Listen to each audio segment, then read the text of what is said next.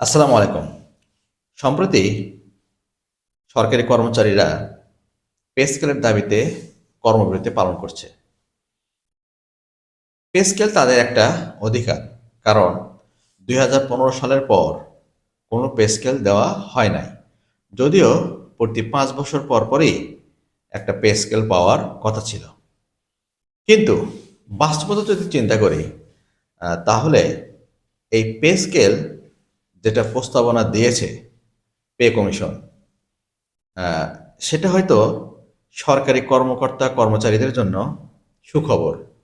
কিন্তু যদি আপনি গভীরভাবে চিন্তা করেন, তাহলে এই বেতন প্রায় দ্বিগুণ বা আড়াই গুণ বৃদ্ধি আপনার কতটা যৌক্তিক?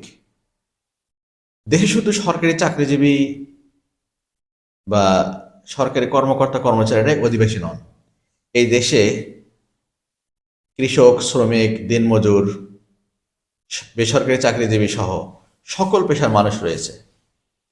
যদি সরকার এই মুহূর্তে এই পরিমাণ বেতন বৃদ্ধি করেন, তাহলে কি হবে?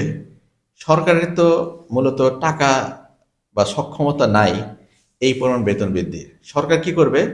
সরকার টাকা ছাপাবে এবং কর্মচারীদেরকে এই পরিমাণ বেতন দিবে। টাকা ছাপানোর ফলে কি হবে? মুদ্রাস্ফীতি ডাবল হয়ে যাবে, ৩ গুণ হয়ে যাবে।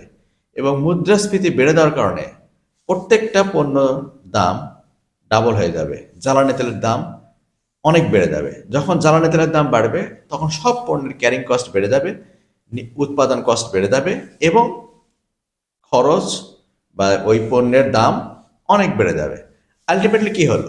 আপনার বেতন বৃদ্ধি পেয়ে খুব যে বেশি আপনি লাভবান হবেন তা না, বরং আপনার বেতন বৃদ্ধি পেল, কিন্তু দেশের যে সিংহভাগ যারা সরকারি চাকরি করে না, তাদের ওপরে এই যে মুদ্রাস্ফীতির যে চাপটা, সেটা পড়ে যাবে।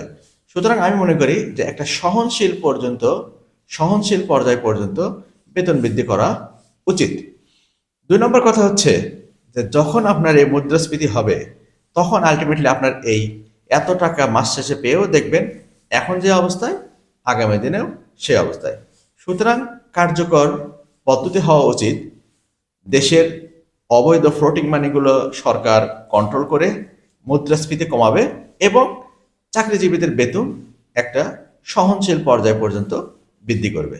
এটাই হবে দেশের জন্য এবং সরকারি কর্মকর্তা কর্মচারী এবং আপামর মানুষের জন্য মঙ্গলজনক বলে আমি মনে করি।